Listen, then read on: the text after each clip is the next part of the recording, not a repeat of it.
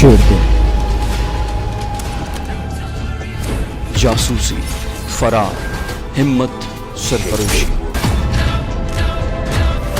वतन की खातिर जान की बाजी लगाने वाले एक गुमनाम मुजाहिद की सनसनीखेज दास्तान। दुश्मन के दिल में बैठकर अपने वतन का दिफा करने वाला शेर दिल।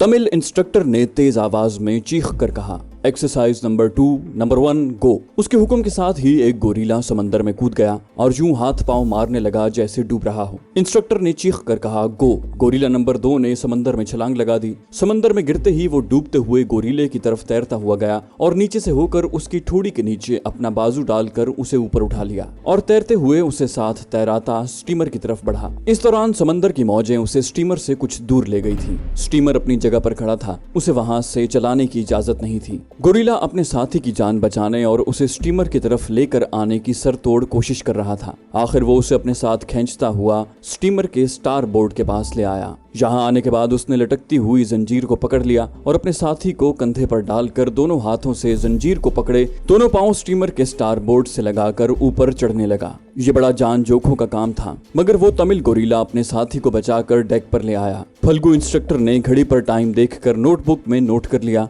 और चीखकर अंग्रेजी में कहा, एक्सरसाइज नंबर 3, टारगेट रेडी। इस आवाज को सुनते ही एक तरफ से 2 गोरीले निकलकर डेक की तरफ बढ़े। उन्होंने 2 टोकरे उठाए हुए थे। डेक के जंगले के पास आते ही उन्होंने टोकरों को समंदर में उलट दिया। टोकरों में कम से कम 10-10, 15-15 शहर की 10-12 मछलियां थीं। समंदर में गिरते ही मछलियां पानी में गोते लगा गईं। इंस्ट्रक्टर की आवाज गूंजी, अटैक। उसका हुक्म मिलते ही 10 के 10 तमिल गोरीलों ने स्टेन गन कांधों से उतारकर हाथों में पकड़ी और समंदर में कूद गए। ये बड़ा दिलचस्प खेल या एक्सरसाइज थी। सारे तमिल गोरीले असलहे समेत समंदर में गोते लगा गए। 1-2 सेकंड बाद ही स्टेन गन्नों के ब्रस्ट फायर होने की आवाजें आने लगी। आवाजों के धमाके समंदर के अंदर हो रहे थे, जिसकी वजह से आवाज मध्यम थी। हम समंदर की सतह पर नजरें जमाए हुए थे। देखते देखते समंदर की सतह पर 6-7 मुर्दा मछलियां तैरने लगी। फल्गू इंस्ट्रक्टर ने मुझे कहा, इन मछलियों के टारगेट को हमारे आदमियों ने समंदर के अंदर मार लिया है। जब तक सारी मछलियां मर न गईं और उनके मुर्दा जिस्म समंदर की सतह पर न निकल आए, कोई गोरीला समंदर से उभर कर बाहर न निकला।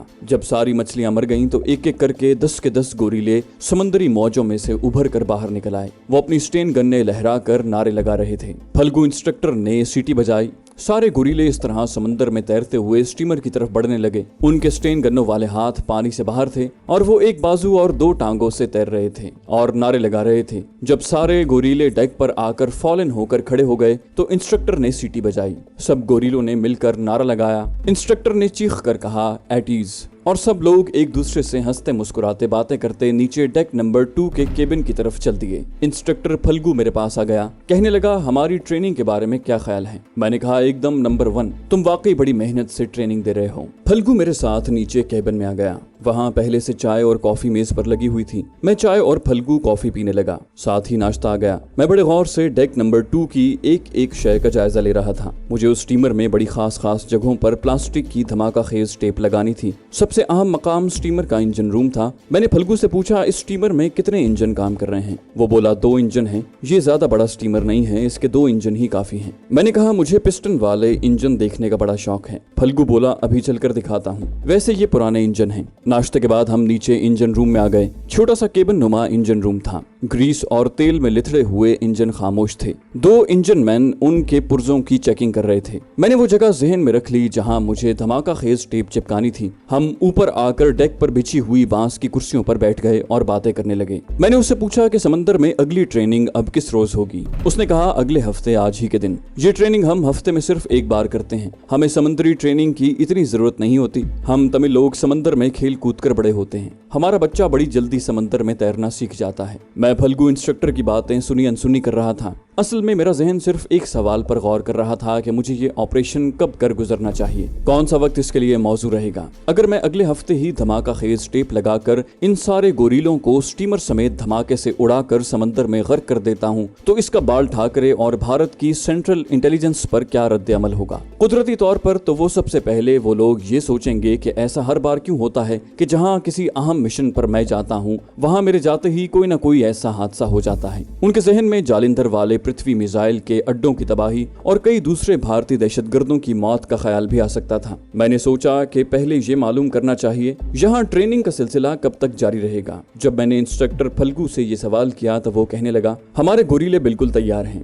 ये पहले से तरबियत याफ्ता हैं, यहाँ एक तरह से उनकी रिहर्सल हो रही है। ये तो तुमने तय करना है कि तुम कितने दिन तक इन लोगों को सिंधी, पंजाबी और उर्दू में जरूरी बोलचाल सिखा सकते हो। मैंने कुछ सोचने के बाद बोला, मेरे ख्याल में तो 1 माह भी लग सकता है और 15 दिन भी लग सकते हैं। ये तो तुम्हारे तमिल गोरीलों पर मुनहसिर है कि वो कितनी जल्दी सिंधी और पंजाबी के जुमले बोलने और समझने लगे। वो बोला, तुम 1 हफ्ते से उन्हें कोर्स पढ़ा रहे हो, तुमने क्या अंदाजा लगाया है? मैं अपने हिसाब से सोच रहा था कि यहाँ कितने दिनों के बाद धमाका करना मुनासिब रहेगा। मैंने कहा, मैं अभी कुछ नहीं बता सकता, 10-15 दिनों के बाद मुझे गोरीलों की कारकर्दगी का कुछ अंदाजा हो सकेगा। इंस्ट्रक्टर फल्गू बोला, ओके, जब तुम कहोगे तो हम इन गोरीलों को पाकिस्तान स्मगल कर देंगे। मेरा जहन बहुत उलझा हुआ था। इस बार मैं कोई ऐसी स्कीम बनाना चाहता था कि धमाका न किया जाए, कोई दूसरा ऐसा मंसूबा बनाया जाए कि भारत की सेंट्रल इंटेलिजेंस बाल ठाकरे और मेरे छुपे दुश्मन बालाजी राव को जरा सा भी मुझ पर शक न पड़े। लेकिन ऐसा कोई मंसूबा, कोई स्कीम मेरी समझ में नहीं आ रही थी। मैं इन लोगों को जिंदा छोड़ भी नहीं सकता था। अगर उन्हें जिंदा छोड़ता हूँ तो जाहिर है ये पाकिस्तान जाकर बेपनाह तबाही मचाएंगे। कुछ पता नहीं वहाँ कितने बेगुनाहों का खून करें। इनको हलाक करना तो मेरी बड़ी अहम जिम्मेदारी बन चुकी थी। सोचना ये था कि इन्हें किस तरीके से ठिकाने लगाया जाए कि दुश्मन के दिमाग में ये ख्याल न आए कि ये काम मैंने किया है। मजीद 1 हफ्ता इसी उधेड़-बुन में गुजर गया। कोई तरकीब मेरे जहन में नहीं आ रही थी। दूसरे हफ्ते के आखिरी दिन जब सुबह तमिल गोरीलों को समंदर की ट्रेनिंग पर जाना था, बम्बई से मुझे बाल ठाकरे का फोन आ गया। वो बोला, अभी तुम यहाँ कितनी देर और लगाओगे? मैंने कहा, सेनापति जी, बस थोड़ी सी मोहलत और दे दें। पंजाबी और सिंधी जबान आसानी से इनकी समझ में नहीं आ रही। बाल ठाकरे ने अपने मखसूस करख्त लहजे में कहा, मैं तुम्हें 1 हफ्ता और देता हूँ, उसके बाद चाहे ये कुछ समझे या ना समझें, तुम इन्हें लेकर बम्बई आ जाओगे। हम इन्हें बड़ी जल्दी पाकिस्तान भेजना चाहते हैं। मैंने दिल में कहा, इस बात को तो तुम भूल जाओ कि ये खतरनाक गोरीले पाकिस्तान में जाकर दहशतगर्दी करेंगे। ऊपर से कहा, ठीक है पेशवा जी, मुझे 1 हफ्ता और इन पर मेहनत कर लेने दें। बाल ठाकरे ने अपनी आदत के मुताबिक बगैर कोई लफ्ज कहे फोन बंद कर दिया। मैं सोच में पड़ गया। इसका मतलब था कि मुझे अगले हफ्ते धमाका करके इन सारे पाकिस्तान दुश्मन गोरीलों का सफाया करना है। जब दूसरी कोई सूरत नजर न आई तो मैंने अपने आप से कहा कि जो होगा देखा जाएगा। इन लोगों का काम तो तमाम करो, उन सांपों के तो सर कुचलो जिन्हें पाकिस्तान की जमीन पर छोड़ा जाने वाला है। आगे जो होगा मैं उसे संभालने की कोशिश करूंगा। पहले भी तो मैंने ऐसे हालात में सूरत हाल को संभाल लिया था। अब मैं बेचैनी से अगले हफ्ते की समंदरी मश्क का इंतजार करने लगा। जिस रोज बाल ठाकरे का बम्बई से टेलीफोन आया था, उसी रोज तमिल गोरीलों को समंदरी मशकों पर जाना था। मैं भी उनके साथ था। मशकों के वक्फे के दौरान जब हम लोग स्टीमर के केबिन में नाश्ता कर रहे थे, मेरे जहन में एक ख्याल आ गया। मैंने इंस्ट्रक्टर फल्गू से कहा, तुम लोग जिस समंदर में एक्सरसाइज कर रहे हो उसकी दूसरी तरफ श्रीलंका का समंदर है, जो यहाँ से 20-25 मील के फासले पर ही है। और श्रीलंका हमारा खास तौर पर तुम तमिल टाइगरों का जानी दुश्मन है और उनकी ब्रेन सर्विस के गोरीले भी यहाँ आ सकते हैं। क्या कभी उन लोगों ने तुम्हें कोई नुकसान नहीं पहुँचाया? इंस्ट्रक्टर फल्गू सर हिलाते हुए अंग्रेजी में कहने लगा, ऐसा कभी कभी हो जाता है। श्रीलंका के मैरीन कमांडो भेस बदल कर हमारे इलाके में घुस आते हैं, लेकिन हमारे तमिल गोरीले उनसे ज्यादा होशियार हैं। हम उन्हें या तो मार देते हैं या पकड़कर मिलिट्री पुलिस के हवाले कर देते हैं। कभी कभार ऐसा भी हो जाता है कि वो हमारे साहिल के आसपास 2-4 धमाके करने में कामयाब हो जाते हैं। दूसरे ही दिन मैंने बाल ठाकरे को उसके खुफिया नंबर पर फोन करके उसे सूरत हाल के बारे में अपनी तरफ से बढ़ा चढ़ा कर बताया और कहा, पेशवा जी, श्रीलंका की नेवल फोर्स के कमांडो हमारे समंदर में आकर धमाके कर जाते हैं। ऐसा कई माह से मुसलसल हो रहा है। हमारी इंटेलिजेंस इस मामले में कोई मौसर कार्रवाई नहीं कर रही। बाल ठाकरे ने कहा, मुझे मालूम है, लेकिन तुम अपना काम किए जाओ। हमारी इंडियन नेवी की सिक्योरिटी को हालात का पूरा एहसास है। मैंने कहा, सर, परसों शाम को मैंने मंडापम कैंप में 2 मशकूक आदमियों को अपने ट्रेनिंग कैंप की बैरक से निकलकर समंदर की तरफ जाते देखा है। मैं उनके पीछे पीछे गया मगर वो मुझे जुल देकर फरार हो गए। सर, इस तरफ हमें तवज्जो देने की अशद जरूरत है। जब हम समंदरी ट्रेनिंग पर जाते हैं तो दूर से हमें अपने दुश्मन मुल्क श्रीलंका की नेवी के वॉरशिप साफ नजर आ रहे होते हैं। बाल ठाकरे एक लम्हे खामोश रहा, फिर बोला, ठीक है, मैं इस मामले पर गौर करूंगा। तुम जितनी जल्दी हो सके तमिल गोरिलों का कोर्स खत्म करके उन्हें लेकर बंबई पहुंचने की कोशिश करो। मैंने कहा ठीक है सर, बिल्कुल ठीक है सर। बाल ठाकरे ने भी कहा ठीक है और फोन बंद कर दिया। मैंने थोड़ी बहुत पेशबंदी कर दी थी, इससे ज्यादा मैं कुछ नहीं कर सकता था। अब जो होना था होता रहे। मुझे तो हर हालत में अगली समंदरी ट्रेनिंग के फौरन बाद इन लोगों को उड़ा देना था। ये मैं फैसला कर चुका था। एक हफ्ता ग्राउंड ट्रेनिंग में गुजर गया। उस दिन का आगाज हुआ जिस रोज सूरज निकलने पर 10 के 10 तमिल गोरिलों ने अपने इंस्ट्रक्टर्स फल्गू के साथ समंदरी मशक के लिए जाना था। इन मशकों में मैं उनके साथ जरूर जाता। चुनाचे उस दिन भी तैयार होकर साथ चल पड़ा। हम 2 पुरानी जीपों में सवार थे। स्टीमर चट्टानों की ओट में समंदर में खड़ा था। हम स्टीमर पर आ गए। फल्गू इंस्ट्रक्टर ने गोरिलों को एक कतार में खड़ा करके रस्मी तौर पर उनकी गिनती की। फिर सीटी बजाई। सीटी की आवाज पर इंजन मैन ने स्टीमर का इंजन चला दिया। स्टीमर साहिल को छोड़कर खुले समंदर की तरफ बढ़ने लगा। साहिल से कुछ दूर जाकर स्टीमर का लंगर गिरा दिया गया। स्टीमर रुक गया। अब मामूल के मुताबिक एक्सरसाइज शुरू हो गई। मैंने आज बांस की कुर्सी पीछे करके उस जगह डाल दी थी जहां सीढ़ियां नीचे इंजन रूम को जाती थी। क्योंकि उस वक्त इंजन बंद कर दिया जाता था, इसलिए मैंने नोट किया था कि इंजन मैन और उसका असिस्टेंट फायरमैन इंजन रूम से निकलकर मशकें देखने ऊपर डेक पर आ जाते थे। उस रोज भी वो अपनी आदत के मुताबिक ऊपर डेक पर एक तरफ बैठे तमिल गोरिलों को समंदर में छलांगे लगाकर गोते लगाते देखते रहे। मेरे लिए ये मौका बड़ा गनीमत था। मैं आहिस्ता से कुर्सी छोड़कर उठा और बड़े सुकून के साथ नीचे उतर गया। दूसरी मंजिल का डेक बिल्कुल खाली पड़ा था। मैं नीचे इंजन रूम में आ गया। मेरे पास हर चीज तैयार थी। जहां जहां मुझे धमाका खेज टेप चिपकानी थी उन जगहों का भी मैं पहले से इंतखाब कर चुका था। ये 6 मकाम थे। 2 टेपें मैंने खास तौर पर इंजन के बॉयलर के साथ नीचे करके चिपका दी। बाकी टेपें जहां लगानी थी लगा दी। मुझे मालूम था कि समंदरी मशकें तकरीबन 2 घंटे तक जारी रहा करती हैं और इस दौरान तमिल गोरिले नाश्ता भी स्टीमर पर ही करते हैं। इस काम से फारिग होकर मैं तेजी से चलता इंजन रूम से निकलकर ऊपर डेक पर आ गया। मेरे हिसाब से स्टीमर में ठीक 1.25 घंटे बाद जबरदस्त धमाका होने वाला था। उस वक्त तमिल गोरिले दूसरी मशक कर रहे थे और अपने एक साथी को डूबने से बचाने का मुजाहरा कर रहे थे। मैं डेक के जंगले के साथ खड़ा होकर ये नजारा देखने लगा। मेरा जहन उस वक्त सिर्फ एक ही मसले पर गौर कर रहा था और वो मसला था कि मैं स्टीमर से कैसे निकलूं, क्योंकि मुझे स्टीमर के साथ धमाके से नहीं उड़ना था, मगर स्टीमर साहिल समंदर से दूर था। स्टीमर की एक जानिब छोटी छोटी कश्तियां लटकी हुई थीं। ये हंगामी हालात में इस्तेमाल की जाने वाली कश्तियां थीं। दूसरी मशक खत्म हुई तो मैंने इंस्ट्रक्टर फल्गू से अंग्रेजी में कहा, प्यारे भाई, आज मेरा समंदर में कश्ती चलाने को बहुत जी जा रहा है। बंबई में तो मैंने एक कश्ती ठेके पर ले रखी थी। हर रोज शाम को उसमें बैठकर रोइंग करता था। फल्गू ने फौरन कहा, जरूर कश्ती रानी करो। स्टीमर पर इस वक्त 2 कश्तियां मौजूद हैं। उनमें से एक उतरवा देता हूँ, मगर ये छोटी कश्ती है। मैंने कहा, छोटी कश्ती मुझे ज्यादा पसंद है। उसने उस वक्त एक तमिल गोरिले को ऑर्डर दिया कि धर्मचंद के लिए एक कश्ती समंदर में उतार दो। तमिल गोरिले ने ऊंची आवाज में यस सर कहा और मुझे लेकर डेक की साइड पर जहां 2 कश्तियां रस्सियों से बंधी हुई थी उस तरफ आ गया। मैं एक कश्ती में बैठ गया और चप्पू हाथ में ले लिए। गोरिले ने रस्सी खोली और उसे आहिस्ता आहिस्ता छोड़ता गया। कश्ती आहिस्ता आहिस्ता नीचे आती आती समंदर की सतह के साथ लग गई और ऊपर नीचे होने लगी। गोरिले ने ऊपर से रस्सी खींच ली। मैंने ऊपर इंस्ट्रक्टर फल्गू की तरफ देखकर हाथ हिलाया। बाय बाय दोस्त। मुस्कुराते हुए हाथ हिलाकर मुझे अलविदा कहने लगा। मैंने दिल में कहा, हमेशा के लिए अलविदा। मेरे वतन में जाकर दहशतगर्दी करने वालों का मैं इसी तरह खात्मा करूंगा। मैं चप्पू चलाते हुए कश्ती को स्टीमर से दूर ले गया, फिर उसका रुख साहिल की तरफ फेर दिया। मैंने निगाहें उठाकर स्टीमर की तरफ देखा। स्टीमर मुझसे काफी दूर हो चुका था और तमिल गोरिले अब दूसरी मशक के लिए समंदर में छलांगे लगा रहे थे। मैं कश्ती को दायरे की शक्ल में चक्कर में रखे हुए था। दूसरी मशक खत्म हुई तो सब गोरिले डेक पर आकर इंस्ट्रक्टर के साथ डेक पर चले गए। मैं समझ गया कि वो लोग दूसरे डेक की केबिन पर नाश्ता करने चले गए हैं। ये लोग काफी देर तक नाश्ता करते थे। मैं थोड़ी थोड़ी देर बाद कलाई पर बंधी हुई घड़ी को देख लेता। मुझे इंजन रूम में धमाका खेज टेप लगाए आधा घंटा हो चुका था। अभी तक स्टीमर का डेक खाली था। सारे गोरिले अपने इंस्ट्रक्टर के साथ कैंटीन में ही बैठे थे। मैं कश्ती को समंदर में जरा आगे ले गया। एक छोटा सा चक्कर लगाकर कश्ती को साहिल की तरफ ले जाने लगा। उस वक्त स्टीमर में धमाका होने में सिर्फ 10 मिनट बाकी थे। मेरी कश्ती स्टीमर से महफूज फासले पर थी।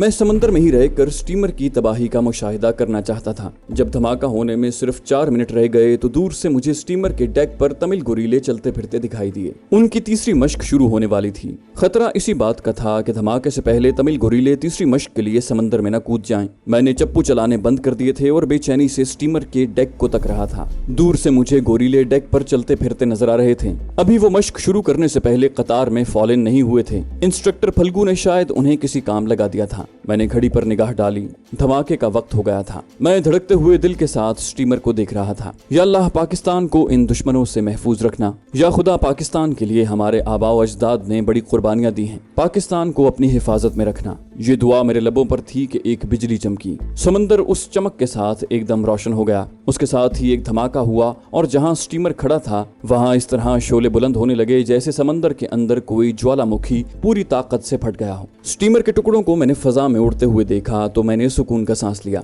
मुझे यकीन था कि इतने जबरदस्त धमाके और आग के शोलों से स्टीमर पर कोई एक भी गोरिल्ला जिंदा नहीं बच सकता। मेरे देखते देखते स्टीमर टुकड़े टुकड़े होकर गर्क हो गया। मैंने तेजी से कश्ती को लेकर उस तरफ बढ़ा जहां स्टीमर खड़ा था और जहां अब कुछ भी नहीं था। कश्ती करीब गई तो मैंने समंदर के पानी को उबलते हुए देखा। वहां गर्म पानी के भंवर पड़ रहे थे और भाप के बादल उठ रहे थे। समंदर की लहरों पर स्टीमर के टूटे फूटे टुकड़े इधर उधर तैर रहे थे। मैंने कश्ती को मजीद पीछे कर लिया। मैं इस तलाश में था कि कहीं कोई तमिल गोरिल्ला जिंदा तो नहीं बच गया, मगर मुझे कोई इंसान समंदरी लहरों पर तैरता दिखाई न दिया। इसके बावजूद मैं कश्ती में वहीं इधर उधर चक्कर लगाता रहा। जब मुझे यकीन हो गया कि सारे तमिल गोरिल्ले अपने इंस्ट्रक्टर समेत समंदर में गर्क हो गए हैं तो तेजी से कश्ती चलाता हुआ साहिल पर आ गया। साहिल पर आने के बाद मैंने पहला काम ये किया कि कश्ती के पैंधे में एक नोकीले पत्थर की जरबों से सुराख कर दिया। कश्ती में पानी भरने लगा और फिर वो डूब गई। मैंने समंदर में एक डुबकी लगाई ताकि मेरे कपड़े गीले हो जाएं और तमिल गोरिल्लों की बैरक की तरफ दौड़ पड़ा।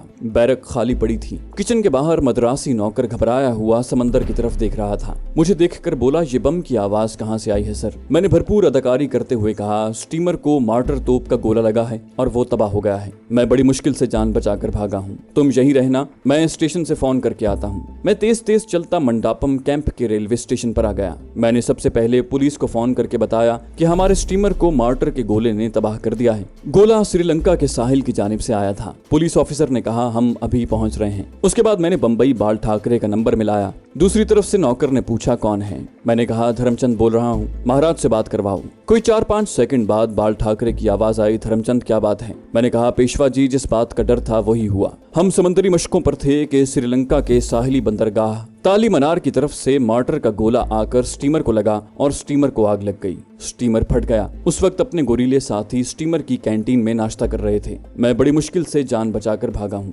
अभी तक कुछ पता नहीं कि कौन कौन जिंदा बचा है। मैंने पुलिस को फोन कर दिया। दूसरी तरफ खामोशी तारी थी। मैं अपनी बात खत्म कर चुका था मगर बाल ठाकरे कोई जवाब नहीं दे रहा था। मैंने कहा, सर आप सुन रहे हैं? बाल ठाकरे की आवाज आई, हाँ धर्मचंद, मैं सुन भी रहा हूँ और सोच भी रहा हूँ कि ये सब कुछ कैसे हो गया। मैंने कहा, सर मैंने आपसे पहले भी जिक्र किया था और अपने गोरीले इंस्ट्रक्टर फल्गू भाई से भी कहा था कि श्रीलंका की नेवल इंटेलिजेंस के आदमी को मैंने इधर मशकूक अंदाज में फिरते देखा है, मगर सर फल्गू भैया ने इस पर कोई तवज्जो न दी। महाराज, श्रीलंका की बंदरगाह ताली मनार वहां से हमें साफ नजर आती थी जहां हमारा स्टीमर समंदर में खड़ा था। सर ये मार्टर का फायर था। स्टीमर पर एक नहीं 2 गोले फायर किए गए थे। मैंने बात खत्म की तो बाल ठाकरे पर फिर खामोशी तारी हो गई। जब मैंने कहा कि मैंने पुलिस को फोन कर दिया है, पुलिस आ रही होगी, मुझे क्या बयान देना चाहिए, तो बाल ठाकरे ने झंझला कर कहा, मैं क्या बताऊं कि क्या बयान देना चाहिए, जो जी में आए कह देना। मुझे फौरन रिपोर्ट करो कि गोरिल्लों में से कौन कौन जिंदा बचा है, बस। बाल ठाकरे ने फोन बंद कर दिया। मैं दिल में परेशान जरूर था, इसलिए कि मुझे एहसास हो गया था कि इस मामले में मैं बाल ठाकरे को कायल नहीं कर सका और मुमकिन है कि उसे मुझ पर शक पड़ गया हो। मैं स्टेशन से वापस गोरिल्लों की बैरक में आ गया। इतनी देर में पुलिस आ गई। मैंने जो बयान बाल ठाकरे को दिया था वही पुलिस को दिया। पुलिस को मालूम था कि जहां तमिल गोरिल्लों को हमसाया मुल्क पाकिस्तान में तखरीबी कार्रवाइयों के लिए ट्रेनिंग दी जा रही है। पुलिस इंस्पेक्टर ने मुझे साथ लिया और हम समंदर के किनारे आ गए। इस दौरान वहाँ कोस्ट गार्ड की 2 किश्तियां और 6-7 कोस्ट गार्ड के आदमी पहुंच चुके थे। उन्होंने हमें भी साथ लिया और मेरी रहनुमाई में समंदर की उस जानिब चल पड़े जहां हमारा स्टीमर गर्क हुआ था। पुलिस और कोस्ट गार्ड के आदमी कश्तियों में बैठकर देर तक लाशें तलाश करते रहे। मैं भी उनके साथ था मगर किसी गोरीले की लाश न मिल सकी। जहां स्टीमर धमाके से फटकर गर्क हुआ था वहां समंदर की मौजों के सिवा और कुछ नहीं था। स्टीमर के आहनी टुकड़े डूब चुके थे। लकड़ी के टुकड़े तैरते हुए न जाने किधर निकल गए थे। कोस्ट गार्ड के ऑफिसर ने अंग्रेजी में कहा, कल तक कोई न कोई लाश किनारे पर आ जाएगी, अभी यहाँ कुछ नहीं मिलेगा, वापस चलते हैं। वापस मंडापम कैंप पुलिस स्टेशन आकर मेरा बयान लिखा गया। जब कोस्ट गार्ड वापस चले गए और पुलिस भी अपनी कार्रवाई पूरी कर चुकी तो मैंने मद्रासी पुलिस इंस्पेक्टर से कहा, मेरे बारे में क्या हुक्म है सर? पुलिस इंस्पेक्टर बोला, अगर कोई लाश मिली तो आपसे उसकी शनाख्त करवा लेंगे। आप 2-1 दिन यहीं रहें। वैसे आप बाल ठाकरे जी के आदमी हैं, हम आपको रोक भी नहीं सकते। मैंने कहा, क्या मैं यहाँ से ठाकरे जी को फोन कर सकता हूँ? पुलिस इंस्पेक्टर ने फोन मेरे आगे कर दिया। मैंने बंबई का नंबर मिलाकर डायल किया तो बाल ठाकरे फोन पर मौजूद था। मैंने उसे बताया कि अभी तक समंदर से अपने किसी आदमी की लाश नहीं मिली। पुलिस का ख्याल है कि कल तक कोई न कोई लाश जरूर साहिल पर आ जाएगी। बाल ठाकरे की आवाज बड़ी संजीदा थी और भारी थी। कहने लगा, तुम अभी यहीं रहो, कोई भी लाश निकले तो मुझे उसकी इत्तला कर देना। और उसने फोन बंद कर दिया। मैं पुलिस स्टेशन से गोरिल्ला ट्रेनिंग कैंप में वापस आ गया। गोरिल्लों की बैरक पर मौत की खामोशी छाई हुई थी। इस खामोशी से मुझे सुकून मिल रहा था। मैंने पाकिस्तान के खिलाफ उठने वाले बाजू को काट कर फेंक दिया था। मुझे अपने अंजाम की परवाह नहीं थी। मैं तो पहले ही अपनी जान मौत के पास गिरवी रख कर आया था। मुझे इस बात की बेहद खुशी हो रही थी कि मैंने पाकिस्तान में दहशत फैलाने वाले और तबाही मचाने वाले खतरनाक तरीन भारतीय गोरिल्लों को मौत की नींद सुला दिया है। दोपहर के बाद वहां पुलिस के 3 सिपाही आ गए, जिन्होंने तमिल गोरिल्लों के मैगजीन को अपने कंट्रोल में ले लिया। मैगजीन वाली कोठरी के बाहर मद्रासी पुलिस का पहरा लग गया। मैंने कैंटीन पर खाना खाया और अपने झोंपड़े में आकर लेट गया और बाल ठाकरे की आवाज, उसके बोलने के अंदाज और उसकी तबाही की खबर के रद्द अमल के बारे में तज्जिया करने की कोशिश करने लगा। किसी वक्त ख्याल आता कि बाल ठाकरे को मेरे बारे में यकीन हो गया है कि मैं डबल एजेंट बन चुका हूँ और पाकिस्तान के लिए भी काम कर रहा हूँ। किसी वक्त ख्याल आता कि नहीं, ऐसी बात नहीं है। अगर ऐसी बात होती तो बाल ठाकरे के एक इशारे पर पुलिस मुझे गिरफ्तार कर चुकी होती। इसी शशोपंज में वो दिन गुजर गया।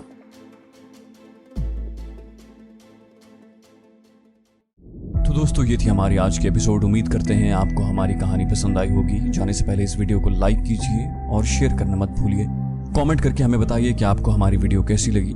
और अगर अभी तक आपने इस चैनल को सब्सक्राइब नहीं किया तो इसे सब्सक्राइब कीजिए और बेल आइकन दबाकर ऑल नोटिफिकेशंस ऑन कर लीजिए।